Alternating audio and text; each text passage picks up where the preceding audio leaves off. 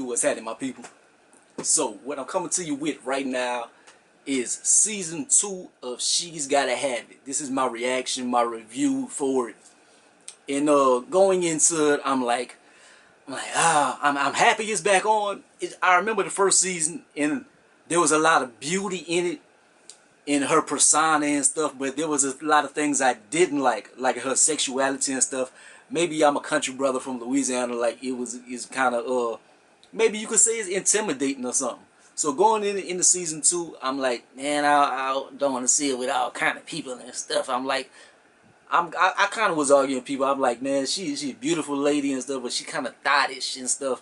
But maybe she not a thot. Maybe it's her owning her sexuality and stuff, in the new age of things and acceptance and stuff. And I'm not there yet.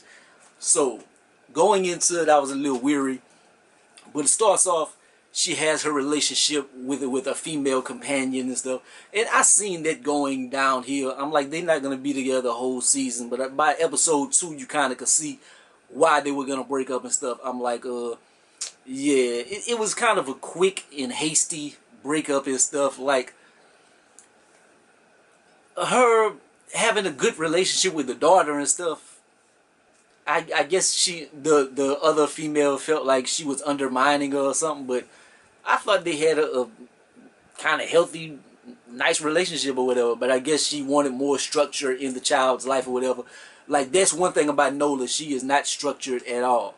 But sometimes, like, she has a lot of different things about her character, because like sometimes she's very powerful, sometimes she's like gullible. Sometimes she's kind of dumb. She does dumb things. Like she blocks her blessings sometimes.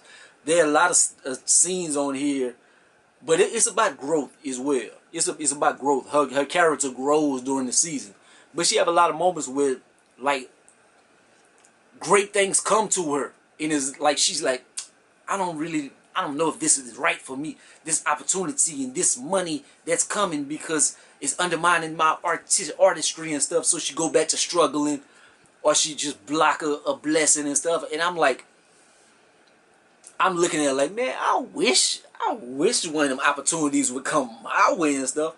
But then you gotta look at it. It's like a J. Cole song, "Love Yours." You don't, like, I'm saying I wish I had her opportunity or something. But you look at her, and she was putting on, like, towards the end, she put on her art show and etc. And she had to come out of pocket for that. Like, she wasn't really making any money with it, etc. With a lot of her artwork and stuff, a lot of things she was doing, like, she seemed like opportunities were coming, but she was struggling. She couldn't pay her rent and etc. But I'm looking at it like, because she's getting these eyes and she's certain people are interested in her art, I'm looking at it like, man, I wish I had that. But she didn't have what. It's kind of how we look on the outside looking in. We think something is rosy when it's really not.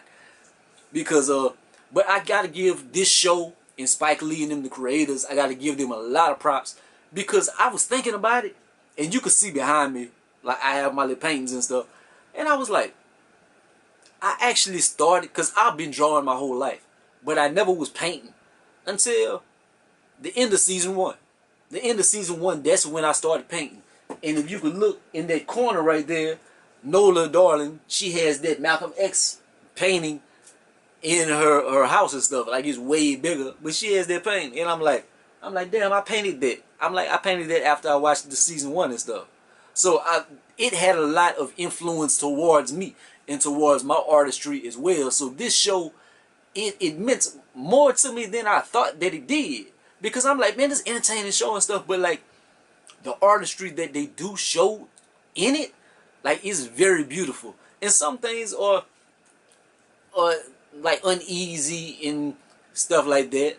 But there had a lot of elements that I really enjoyed. Like, I like that the soundtrack was beautiful. The soundtrack on here was extraordinary. The artwork was extraordinary as well. I liked certain characters and stuff, everybody was trying to grow and everybody was kind of in a rut and stuck and stuff. Like her first boyfriend, well not first, I'm gonna name like the older man. He's going through his divorce and stuff. He's trying to navigate through life and see like saving his family or just doing what he has to do. Mars Blackman, he losing his job and stuff. He's out here in the struggle, so he gotta have a million hustles. And he trying to do the artsy dude, the light skinned brother. Like everything just comes to him. He found him a new Amber Rose looking chick, so he good. But they got the other Shamika, I think that's her name, Shamika or whatever.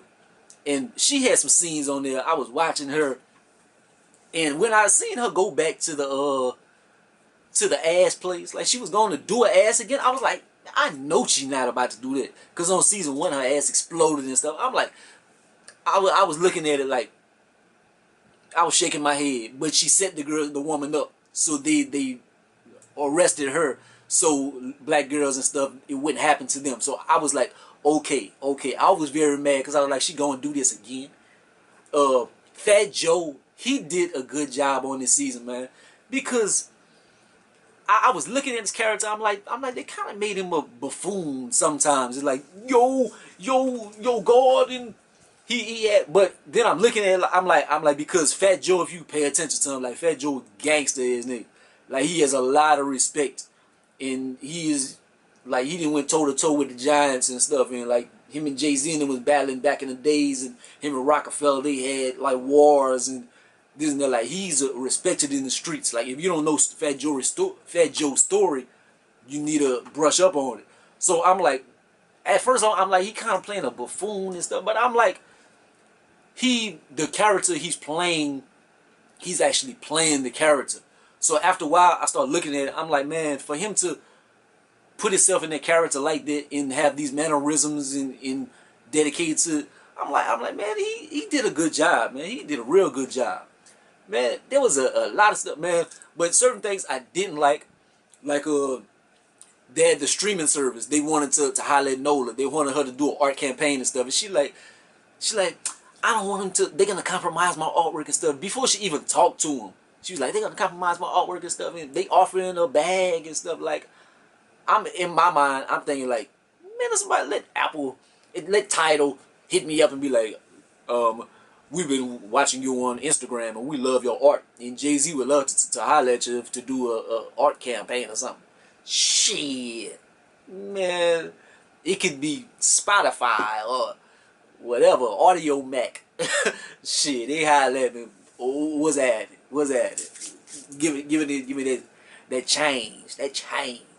Other thing, like when she went to, what is the name of the place? But they went to this retreat in upper New York, a nice part of the city or the countryside. Martha's Vineyard, I think that's where they went to. But it was a black art retreat and stuff. And she couldn't really get her mojo together, but she's trying to find inspiration in this and that. Then they find out that this dude from season 1, he's like the curator. He's the one that's donating the funds and stuff. And so she got a big issue with it. She makes a big muck of it. They gave her $10,000 for her to go and chill and do artwork and stuff. And she blocking her blessings. Like she like, just because it's him, we gotta oust him. It's his event. And he's like he's a white dude, but he's not like these niggas and stuff. He's like yo, queen. Yeah, he's trying to appropriate back that culture, but it's not like he got a whole bunch of white people and they doing blackface and stuff. Like he got nothing but black artists and stuff, and he's supporting them. And he gave her $10,000 and stuff, and she, this white man, and he's trying to out our culture and this and that, and then what winds up happening? Yo, what you said, that's powerful, sister. I'm gonna donate your $10,000 to this fund. So she blocks that blessing right there. It's crazy what the kind of things that she was doing in the season. Like something I was like, Then she had another. One thing I did like, she didn't have as many sexual partners this year and stuff. She had people from the first season, but they weren't sexually active together. Like they was still cool. So her and Mars Blackman, the relationship, she chilled with the little model dude a lot. I don't think I mentioned that. That's something I wanted to mention too. I love how they kept Prince alive. Prince because in the first season that's when he died around that time. So they had a lot of tributes to him. They had like a whole episode that was a big tribute to him, but they had the model dude, he was walking around with a purple dick on his pants and stuff. I was like, this nigga right here. But anyways, what else I was getting at? I'm lost in translation, lost in my thoughts. But yeah, it was good, man. They had a lot of good elements and stuff. Like she was blocking her blessings for a lot of time, but she ended up, things started to kind of come around. Oh, what I was saying was they had this new dude that she wound up kind of being her kind of love interest later on, but they don't have like a lot of scenes together and stuff. But it's this African dude from London or whatever. And so, but the thing that there was, she kind of falls for him, kind of, but like, yeah. I guess he's a handsome brother and he's muscular. This nigga, he makes sculptures out of shit. You heard me right. He makes sculptures out of shit. I don't know. I'm into art. I'm into art and stuff. But if I'm going to a certain place and they have this bad chick and she's just playing this shit all day, I don't think I'm gonna be. Maybe I'm being closed-minded or something, but I'm not at that point of my artistry to be like, oh, that shit,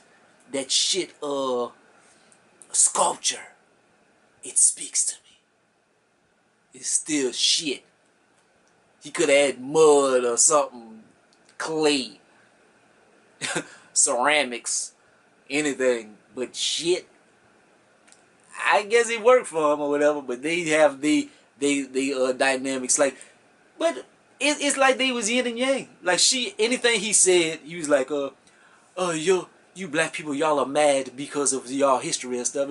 Anything he says, she fights back at him, and he's like, oh, I love how you counteract my train of thought and something, like the way you put me in my place. It's like, yeah, I guess, but.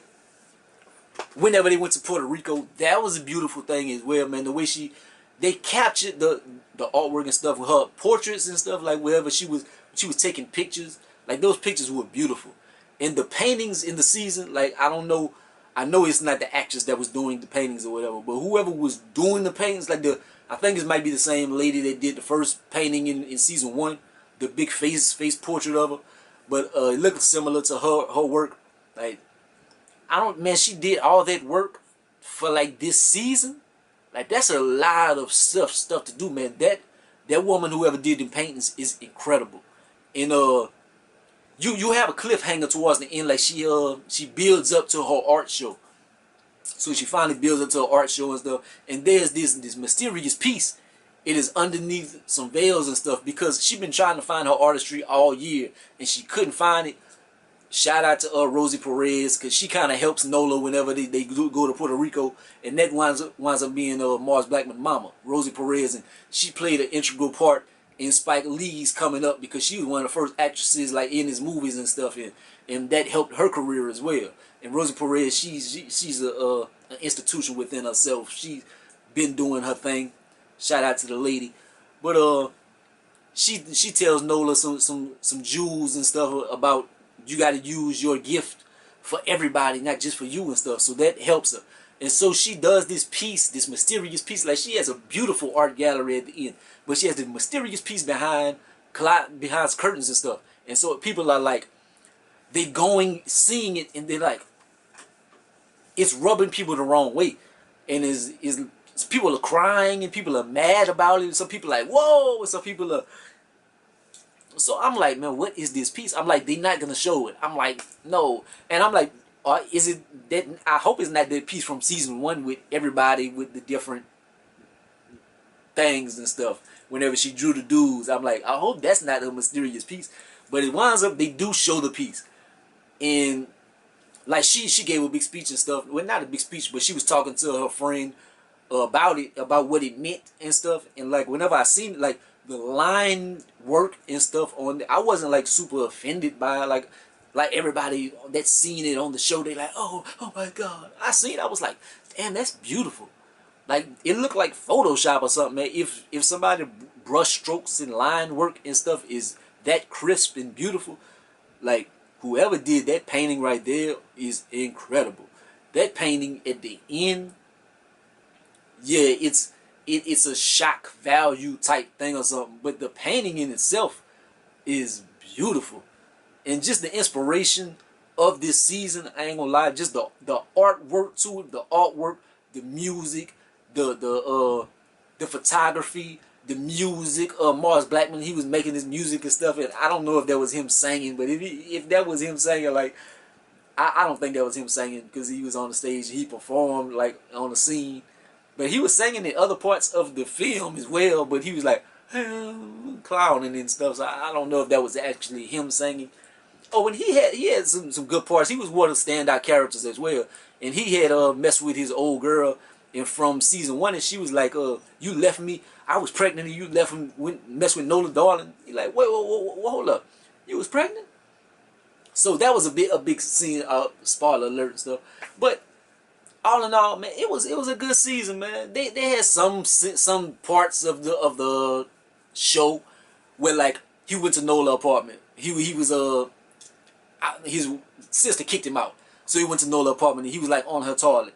And then they transitioned, like the next scene was him at the other girl apartment and he was on her toilet.